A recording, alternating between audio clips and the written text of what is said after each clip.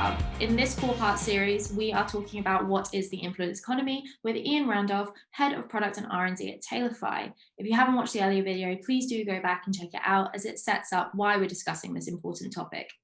This is phase 1 or video 2, which is how to find the right influencers. So Ian, please let us know. All right. Well, to add a bit more context to what you were saying, thank you very much for allowing me to speak again, is that there are 3 challenges that you have to tackle when you are trying to do great influencer marketing. And they parallel the 3 stages of the influencer marketing journey. First is finding the right influencers, and second is working with them to produce the best creative, and then third is measuring ROI. And this video is going to talk primarily about how to find those influencers. Now, to help understand something new or unfamiliar, it helps to approach it through an analogy. And the analogy which I love to give for influencer marketing is, in some ways, it's like dating. There are a lot of people that are out there that are looking for love, that are looking for the one, they're looking to be eternally happy in relationship. And then there are a lot of unhappy people out there who haven't yet found it or who are still searching, making mistakes along the way. And the difference between people who are doing influencer marketing well and influencer marketing poorly are kind of like the people who have managed to figure it out, have found those people that really resonate with them, and are just building and building and building and building value, whereas others haven't quite gotten started, and it's because they're playing the wrong game. If I bring it into the marketing and the influencer marketing analogy, a lot of brands are playing the hookup game with influencers. They're kind of like Tinder. They're swiping left, they're swiping right.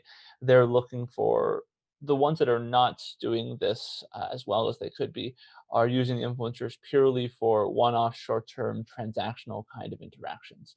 So as an add-on to a campaign, it's like, oh, we need some influencers here, we need some influencers there. And unfortunately, that doesn't produce quite the results of a player like a Gymshark or LipKit, who are building long-term, powerful relationships with their influencers and with their audiences.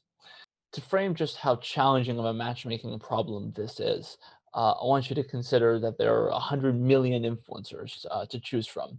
Now, if you just bring that back to the dating analogy, within your geographic dating pool, it's hard enough to find the one amid that, which may be, hundreds or thousands at most.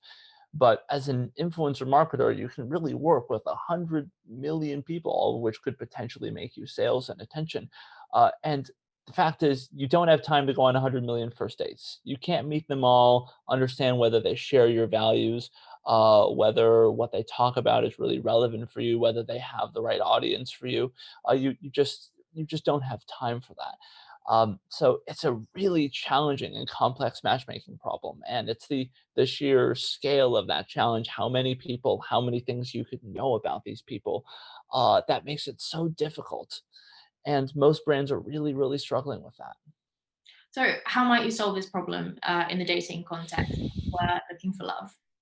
This is where the dating analogy works out really well. So if you were to approach this in a dating context, well, here's one way that you might approach it. Well, you'd start with your deal breakers, of course. Like, what are the things that you're just not willing to give up on, and you'd write that down. So it might be he has to be tall, or she has to be a member of my religious sect, if that's something that's really important to me, or she has to live in my native area.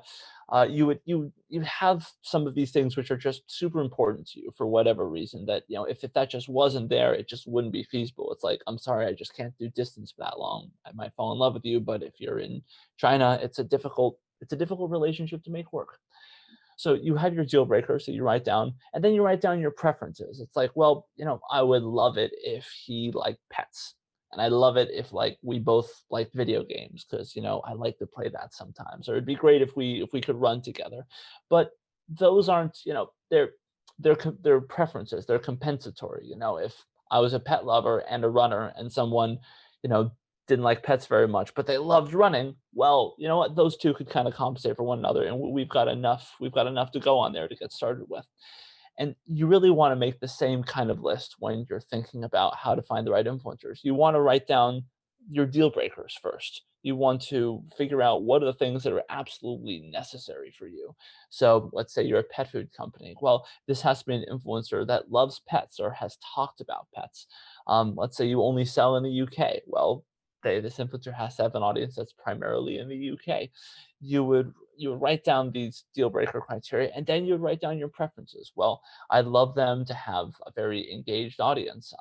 I'd love them to be enthusiastic about what they do because we're an enthusiastic brand. We want that kind of energy match. So once you've written those things down, well, next six times to filter. So in the dating analogy, for instance, you would start by trying to go to basically looking through your networks. Those networks can be, networks that you already have on Facebook, or they could be networks that are out there. If you're going through a dating app, and you could enter some of these criteria, and then you could start scrolling through profiles to try and understand, is there a values match here, or is there a match here? Do I sense something? Could this work? And then, of course, in the brand criteria, well, you would enter those into various social search databases. There are many that are out there, and you try to get a sense of, okay, of these people, are these, who could be a good fit here. Now, one of the challenges that you might find is, even after you've laid down those criteria, and you've entered them into the database and you're starting to search through, you might find, wow, there are still a hell of a lot of people that could potentially fit this criteria. And then the other thing you might find is that, man, it takes a lot of time to figure out what's the case and how do I even evaluate an influencer's enthusiasm level, or in the dating context, how do I really evaluate from a profile, whether this person is going to be a great provider, or whether this person will get along with my family. It takes a lot of energy to make these evaluations, and when there are so many people and so many evaluations to make, and you don't even know how to weight them. It's like, well, this person loves pets and that person has a lot of money. It just becomes an impossible cognitive tangle. And I think a lot of people can relate to kind of ending up in those kinds of situations, particularly the longer you date and the longer you look for influencers. You can really get turned around. But unless you have those clear filtering criteria that you really know you're looking for, you're going to be a little bit lost.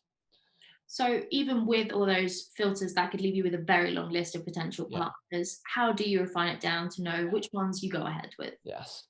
Well, this is where the art and the science comes in. Um, One of the things that we do at Tailify to make this easier is we use AI.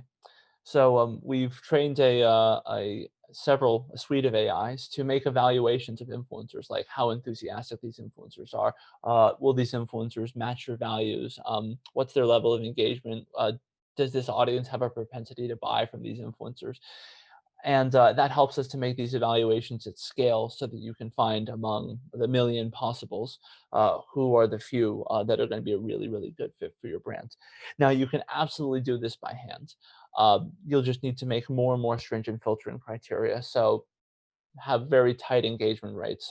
Only working with influencers with high engagement rates, for instance, that will maybe narrow it down to a couple hundred. And then you look at these influencers in detail, watch their content, get a sense for, are these people really going to be a great fit for my brand? And you really want to look in particular at values fit, as that's one of the things that our research has found to be a great predictor of an influencer brand collaboration success. Does an influencer share your core values? So, for instance, to evaluate that, what you might want to do, this is what we do with our clients, is write down your values. Either go to your brand decks, or take a value survey to understand what the core values of your brand really are. And then look through the lens of the core values. Are you an achievement focused brand, a functional brand? Are you really about love and intimacy and connection?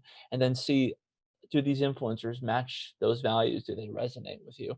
And you can certainly do that by hands, and that really is a wonderful and great way to do it, and accessible to everyone.